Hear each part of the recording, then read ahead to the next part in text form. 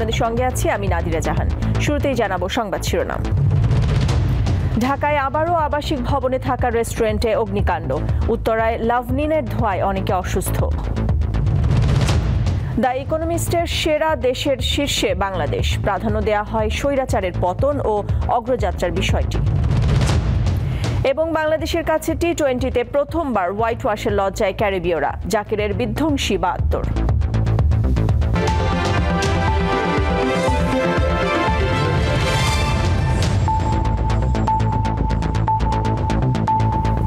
শিরোনাম শুনছিলেন, এবার পুরো খবর। ঢাকায় আবারও আবাসিক ভবনে থাকা রেস্টুরেন্টে ভয়াবহ অগ্নিকাণ্ডের ঘটনা ঘটল। এবারের দুর্ঘটনাস্থল উত্তরের ১২ নম্বর সেক্টর। সেখানে লাভনিন নামে একটি রেস্তোরাঁয় লাগা আগুন দমকল কর্মীদের প্রায় ৩.৫ ঘন্টার চেষ্টায় নিয়ন্ত্রণে এসেছে। আগুন লাগার পর ভবনটিতে প্রচুর ধোঁয়ার সৃষ্টি হয়, ফলে আগুন নিয়ন্ত্রণে কাজ করতে বেগ পেতে হয় ফায়ার সার্ভিস কর্মীদের।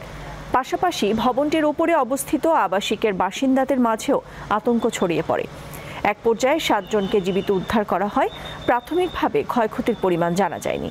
ফায়ার সার্ভিস জানায়, সকাল ১০টা ৩৮ দিকে লাভনিন রেস্টুরেন্টে আগুন লাগার খবর পায় তারা। মোট ১২টি ইউনিট আগুন নিয়ন্ত্রণের কাজে যোগ দেয়। দর্শক, দুর্ঘটনাস্থলে রয়েছেন সহকর্মী মেহেদি হাসান, চলে যাচ্ছি তার কাছে। মেহেদি, আগুনের কারণ সম্পর্কে কি কিছু জানা গেছে কিনা, আর আবাসিক ভবনে রেস্তোরাঁর বিষয়ে আসলে স্থানীয়রা কি বলছেন সেই বিষয়টিতেও জানাবেন। নাদিরা, আগুন লাগার সূত্রপাতের স্থান হচ্ছে আমার পেছনে। আসলে আমি একটু দেখাতে চাই, এই যে লাভনিন রেস্টুরেন্ট যেটি রয়েছে, এই রেস্টুরেন্টের নিচে হচ্ছে গ্যাসের সিলিন্ডার ছিল এবং এই গ্যাসের সিলিন্ডার বিস্ফোরণের তথ্য আমরা ফায়ার সার্ভিসের কাছ থেকে পেয়েছি। এবং এখানে একজন নাস্তা করতে এসেছিলেন, তার কাছ থেকে আমরা শুনতে পেরেছি যে তিনি এই রেস্টুরেন্টে যখন কাছাকাছি আসে তখন বিকট শব্দে আসলে বিস্ফোরণ হয় এবং তারপরেই আসলে এই অগ্নিপাতের শুরু হয়। এবং এরপরেই আসলে ফায়ার সার্ভিসকে জানানো হয়। ফায়ার সার্ভিস তৎক্ষণাৎ এসে তারা আসলে এই নিয়ন্ত্রণ নেওয়ার চেষ্টা করে। কিন্তু এটি হচ্ছে একটি আবাসিক ভবন। আবাসিক ভবনে আমরা দেখতে পাচ্ছি যে রেস্টুরেন্ট রয়েছে, বিউটি পার্লার রয়েছে, ডেন্টাল সেন্টার রয়েছে এবং দুটো জিমও রয়েছে এবং তার উপরের দুটো ফ্লোরে এখানে হচ্ছে মানুষ বসবাস করে। তো এই আবাসিক যে ভবন, আবাসিক ভবনে এই বাণিজ্যিক প্রতিষ্ঠানগুলো দেওয়ার কারণে কিন্তু এই অগ্নিপাতের, এবং ফায়ার সার্ভিস থেকে এটিও জানানো হয়েছে যে আগুনের দিক থেকে চিন্তা করলে এটি অনেক ঝুঁকিপূর্ণ একটি ভবন, কারণ এখান থেকে আপনার বের হওয়ার যে পথ সেটিও খুবই সরু এবং আগুন লাগার বা জরুরি মুহূর্তে বের হওয়ার যে বিষয় সেটিতে এই বিল্ডিংয়ে সুব্যবস্থা নেই। এবং আগুন নির্বাপনের জন্য যে ব্যবস্থাপনা একটি ভবনে থাকার কথা, সেই ন্যূনতম ব্যবস্থাপনাটুকু এখানে ছিল না। এবং শুরুর দিকে যখন আগুনটা, এই বিস্ফোরণের পর যখন আগুন ছড়িয়ে পড়ে, তখন আশেপাশের রেস্টুরেন্ট থেকে শুরু করে আপনার যারা ছিল তারা তাদের অগ্নি নির্বাপনের যে জিনিসপত্রগুলো ছিল সেগুলো নিয়ে আসলে সহযোগিতার জন্য এগিয়ে এসেছে। এবং পরবর্তীতে ফায়ার সার্ভিসের ইউনিটের সংখ্যা বাড়তে বাড়তে মোট এখানে হচ্ছে 12টি ইউনিট এই ঘটনাস্থলে এসেছে এবং এই ঘটনাস্থলে এসে আগুন নিয়ন্ত্রণে এনেছে এবং এখান থেকে 7 জনকে জীবিত উদ্ধার করা হয়েছে। এর মধ্যে একজন অন্তঃসত্ত্বা নারী ছিলেন এবং কোনো নিহতের ঘটনা আমরা এখন পর্যন্ত শুনতে পাইনি। এবং এইখানকার যে সর্বশেষ ক্ষয়ক্ষতির পরিমাণ এটি এখন আসলে বলা যাচ্ছে না। ফায়ার সার্ভিস তদন্ত শেষ করে আসলে জানাতে পারবে যে এখানে কতটুকু ক্ষয়ক্ষতি কী পরিমাণ হয়েছে। নাদিরা। মেহেদি, ধন্যবাদ আপনাকে। ২০২৪ সালের বর্ষসেরা দেশ হিসেবে বাংলাদেশের নাম ঘোষণা করেছে আন্তর্জাতিক গণমাধ্যম দ্য ইকোনমিস্ট। এতে গত ১২ মাসে যেই দেশ সবচেয়ে বেশি উন্নতি করেছে সেই দেশকে সেরা হিসেবে বিবেচনা করা হয়। স্বৈরাচারী শেখ হাসিনা সরকারের পতন ও নতুন দিকের দেশের যাত্রা শুরু করায় বিষয়টি বাংলাদেশকেই তালিকার শীর্ষে নিয়ে এসেছে। গত ৫ আগস্ট ছাত্র জনতার গণ অভ্যুত্থানে পতন হয় শেখ হাসিনার নেতৃত্বাধীন আওয়ামী লীগ সরকারের। গণ অভ্যুত্থানের মুখে পদত্যাগ করে দেশ ছেড়ে ভারতে পালিয়ে যান শেখ হাসিনা, যা ভূমিকা রেখেছে দ্য ইকোনমিস্টের বর্ষসেরা দেশ হওয়ায়। আন্তর্জাতিক গণমাধ্যমটি জানায়, সেরা ধনী, সবচেয়ে সুখী বা নৈতিকভাবে শ্রেষ্ঠ স্থানের অধিকারী এমন সব বিবেচনায় নয়, বরং গত ১২ মাসে সবচেয়ে বেশি উন্নতি করেছে সেই বিচারে সেরা দেশ নির্বাচন করা হয়। প্রতিবেদনে বলা হয়, বাংলাদেশের সাবেক প্রধানমন্ত্রী শেখ হাসিনা তার শাসনামলে অর্থনৈতিক প্রবৃদ্ধি নিশ্চিত করলেও ধীরে ধীরে দমনমূলক হয়ে ওঠেন। তার আমলে ভোট কারচুপি, বিরোধীদের কারাগারে পাঠানো ও বিক্ষোভকারীদের উপর নিরাপত্তা বাহিনীর গুলি চালানোর ঘটনাও ঘটেছে। বাংলাদেশের ক্ষমতা পরিবর্তনের সময় সহিংসতার পুরনো ইতিহাস রয়েছে উল্লেখ করে প্রতিবেদনে বলা হয়, প্রধান বিরোধী দল বিএনপিও দুর্নীতিগ্রস্ত। এছাড়া ধর্মীয় উগ্রপন্থীদের উত্থানের হুমকি রয়েছে। এত কিছুর পরও পরিবর্তন নিয়ে আশা প্রকাশ করেছে ইকোনমিস্ট। তবে এখন পর্যন্ত অন্তর্বর্তীকালীন পরিবর্তন আশাব্যঞ্জক বলে মন্তব্য করেছে সংবাদ মাধ্যমটি। শান্তিতে নোবেল বিজয়ী অধ্যাপক মোহাম্মদ ইউনূসের নেতৃত্বে একটি অন্তর্বর্তী সরকার গঠিত হয়েছে। এটি ছাত্র, সেনাবাহিনী, ব্যবসায়ী ও নাগরিক সমাজের সমর্থন পেয়েছে। এই সরকার আইন শৃঙ্খলা পুনঃপ্রতিষ্ঠা করেছে ও অর্থনীতিকে স্থিতিশীল করেছে বলেও বলা হয়েছে প্রতিবেদনে।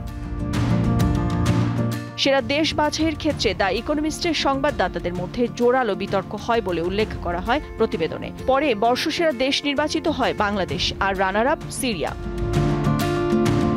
প্রতি বছর ডিসেম্বরে বর্ষসেরা হিসেবে একটি দেশের নাম ঘোষণা করে সংবাদ মাধ্যমটি। এবছর চূড়ান্ত তালিকায় ছিল 5টি দেশ।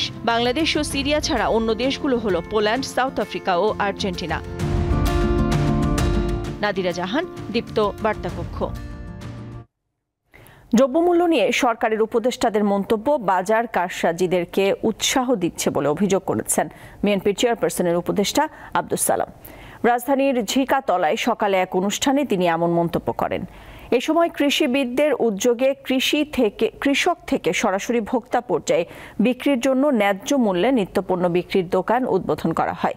অনুষ্ঠানে বিএনপির এ নেতা আরও বলেন, আওয়ামী লীগ যখনই ক্ষমতায় এসেছে তখনই সব ধরনের ব্যবসায় কারসাজি করে মানুষের জীবন দুর্বিষহ করে তুলেছে।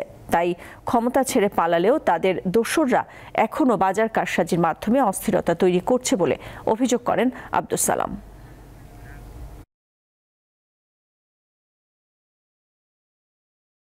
দুর্নীতিবাদ ব্যবসায়ী সিন্ডিকেটদেরকে একবারে ধরা যাবে না, তাহলে ব্যবসাটা কি নষ্ট হয়ে যাবে? কি একটা বেকুব কোন একটা মাথা না থাকলে চালাবে কেমনে?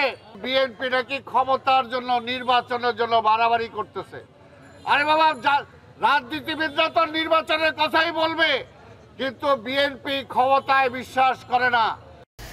টঙ্গীতে বিশ্ব ইজতেমার মাঠ দখলকে কেন্দ্র করে সংঘর্ষের ঘটনায় তাবলিগ জামায়াতের মাওলানা সাদপন্থী নেতা মুয়াজ বিন নূরকে গ্রেপ্তার করেছে পুলিশ।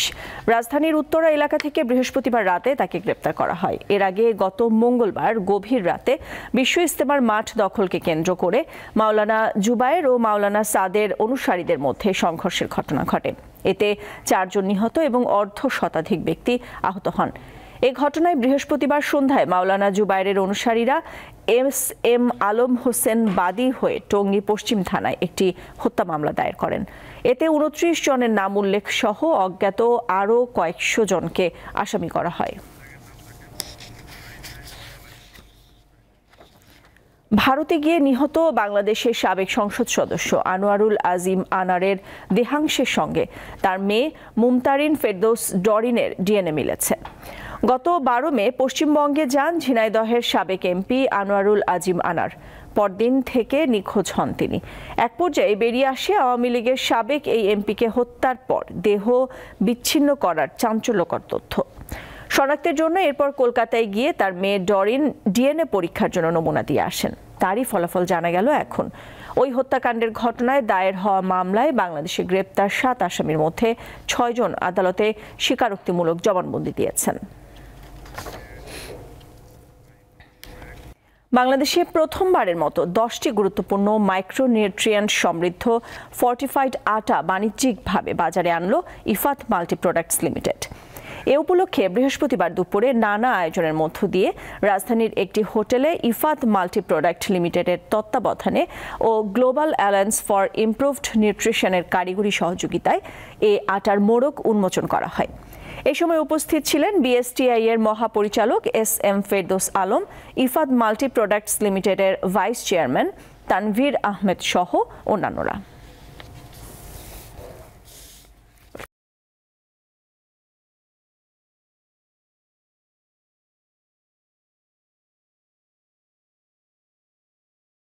শুধু হামজা চৌধুরী নয়, প্রবাসে থাকা আরও বেশ কয়েকজন বাংলাদেশি ফুটবলারদের সাথে যোগাযোগ করা হয়েছে বলে জানালেন বাফুফের সভাপতি তাবিথ আউয়াল। জাতীয় দলের পাশাপাশি বয়সভিত্তিক দলেও যেন তারা খেলতে পারেন সেই লক্ষ্যে কাজ করা হচ্ছে বলে জানান তিনি। অনেক ভালো ভালো বাংলাদেশি অরিজিন প্লেয়ার যারা হতে পারে, বিদেশে মাটিতে খেলে বা বড় হচ্ছে, তাদের ব্যাপারেও আমরা অনুসন্ধান পেয়েছি। তো আমরা আশা করি আগামী যাত্রাগুলোতে আমাদের কিছু প্রবাসী বাংলাদেশিরা যেরকম বাংলাদেশের জাতীয় দলের জন্য খেলছে, আমরা এরকম আরও কিছু প্রবাসী বাংলাদেশিদেরকে চিহ্নিত করে ইন্সপায়ার করতে পারবো আমাদের দলের পক্ষে খেলার জন্য। শেষ করব দীপ্ত সংবাদ, তার আগে সংবাদ শিরোনামগুলো জানিয়ে দিচ্ছি আরও একবার। ঢাকায় আবারও আবাসিক ভবনে থাকা রেস্টুরেন্টে অগ্নিকাণ্ড, উত্তরায় লাভলিনের ধোঁয়ায় অনেকে অসুস্থ। দ্য ইকোনমিস্টের সেরা দেশের শীর্ষে বাংলাদেশ, প্রাধান্য দেয়া হয় স্বৈরাচারের পতন ও অগ্রযাত্রার বিষয়টি। এবং বাংলাদেশের কাছে টি-20-তে প্রথমবার হোয়াইট ওয়াশের লজ্জায় ক্যারিবীয়রা, জাকিরের বিধ্বংসী ৭২। দর্শক, এই ছিল এখনকার মতো। আমাদের পরবর্তী সংবাদ বিকেল ৪টায় দেখার আমন্ত্রণ রইল। এছাড়া আরও তথ্য বিনোদনের খবরাখবর জানতে চোখ রাখুন দীপ্ত ডিজিটাল প্ল্যাটফর্মগুলোতে। সাথে থাকার জন্য ধন্যবাদ সবাইকে।